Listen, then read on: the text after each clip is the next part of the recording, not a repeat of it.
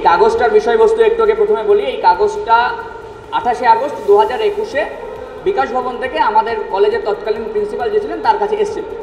কাগজটার সারমর্ম এই যে কলেজের নতুন গভর্নিং বডি হচ্ছে, গভর্নিং বডির প্রেসিডেন্ট আসছেন Shrimati Alorani Sarkar, BA pass, MLA of Bongaon Dakshin, West Bengal. এবার প্রশ্ন আমাদের একটা জায়গায়, উনি তো কোনোদিন ইলেক্টেড এমএলএ নন, উনি ক্যান্ডিডেট ছিলেন, তৃণমূল কংগ্রেস দাঁড় করিয়েছিলেন এবং এটা আমাদের কাছে ব্যর্থতা। আমরা এই জায়গাটা আমরা সফল হতে পারিনি, বা ওনার কিছু ব্যক্তিগত জায়গা ছিল সেই জায়গাগুলোর জন্য সফল হতে পারিনি।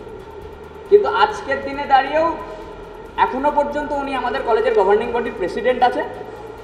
এবার এই প্রেসিডেন্টের উনি আবার এটা এক্সটেন্ড করিয়েছেন। এই এক্সটেনশন আমরা যতদূর জানি এই এক্সটেনশন আগামী 30 তারিখ পর্যন্ত আছে। কোন অধিকার বলে, কোন ক্ষমতা বলে উনি করেছেন সেটা আমরা জানি না। এতে কি হচ্ছে, এতে আমাদের দলের ভাবমূর্তি নষ্ট হচ্ছে। দলও এই বিষয়ে সেইভাবে অবগত নয়।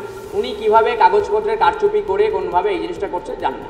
আর আরেকটা বিষয় থেকে যাচ্ছে, সবথেকে বড় সমস্যার জায়গা, যেটা ভারতীয় নাগরিক হিসাবে সমস্যার জায়গা, হাইকোর্টে উনি প্রমাণিত হয়েছেন ওনার নাগরিকত্ব সঠিক কোন জায়গাতে। উনি আদতেও কি আমাদের দেশের, না উনি আদতেও অন্য কোনো দেশে, বা কোন জায়গাটা, সেই জায়গাটা আমরা সঠিকভাবে এখনও জানতে পারছি না।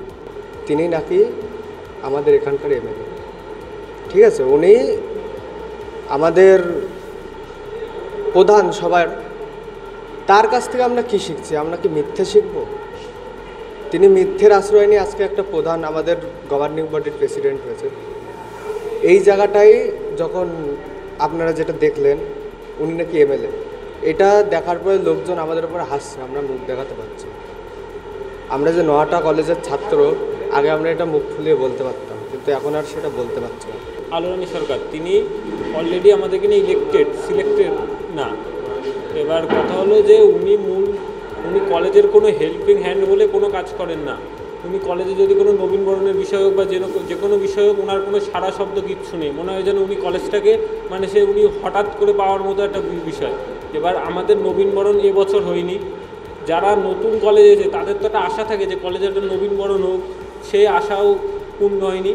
প্লাস কলেজের আজকে বহুদিন ধরে কলেজে বিভিন্ন রকম সমস্যায় কলেজে আক্রান্ত। উনি কলেজে আসেন বলতো না। উনি 2021 সালে যে কলেজে উনি যে গভর্নিং বডি হয়েছেন, তারপর থেকে এই প্রথম যে ন্যাকের যে ভিজিট হলো, এই ভিজিটে ফার্স্ট ওনাকে আমরা দেখতে পেয়েছি। ওনাকে আমরা চিন্তামই না। ওনার বায়োডাটা কি জমা দেওয়া আছে এটা আমার জানা নেই। যদি এমএলএ লেখা থাকে তাহলে নিশ্চিতভাবে অনুচিত অন্যায় কাজ হয়েছে। নিশ্চিতভাবে আমি কথা বলবো প্রয়োজনীয় ব্যবস্থা নেবার জন্য। যিনি এমএলএ নন তিনি এমএলএ লিখে দিলে সে নিশ্চিতভাবে সেটা ভীষণভাবে অন্যায়। আর অলরেডি ওনাকে ওখান থেকে সরাবার জন্য আমরা চিঠি করেছি নতুন প্রেসিডেন্ট দেওয়ার জন্য। আশা করি খুব শীঘ্রই সেটা ইমপ্লিমেন্ট হবে। হ্যাঁ, ইতিমধ্যে আমি শুনেছি কলেজের পক্ষ থেকে একাধিক স্টুডেন্টরা আমার কাছে এসেছে। তাদের বক্তব্য, কি করে একজন বাংলাদেশি নাগরিক এখানে তৃণমূলের প্রতীক চিহ্নে দাঁড়িয়েছে, হেরেছে, এখানকার ভোটার না, অথচ সে নহাটা যোগেন্দ্রনাথ স্মৃতি মহাবিদ্যালয়ের প্রেসিডেন্ট কি করে থাকে, এবং বিগত 3 বছরে সে প্রেসিডেন্ট হওয়ার সুবাদে মাত্র একবার এসেছে। তৃণমূল কংগ্রেস মানেই জালিয়াতি, তৃণমূল কংগ্রেস মানেই চিটিংবাজ, জোচ্চোর, এটা আরেকবার প্রমাণ হলো। তো তৃণমূল কংগ্রেসের এই নেতা আমার অ্যাগেনস্টে মামলা করেছিলেন একটা, সেই মামলার রায় স্বরূপ মহামান্য আদালত সিঙ্গেল বেঞ্চ সেটা খারিজ করে দেয় এবং তাকে বাংলাদেশি বলে। পরবর্তীতে ডিভিশন বেঞ্চে গেলে সেখানেও তাকে বাংলাদেশি বলে আখ্যা দেয়, যে তার মামলা করার রাইট নেই, এবং মামলাকে খারিজ করে দেয়। অথচ এই নির্লজ্জ বেহায়া মহিলা এখনও পর্যন্ত একটা শিক্ষা প্রতিষ্ঠানে এভাবে আঁকড়ে ধরে বসে রয়েছে।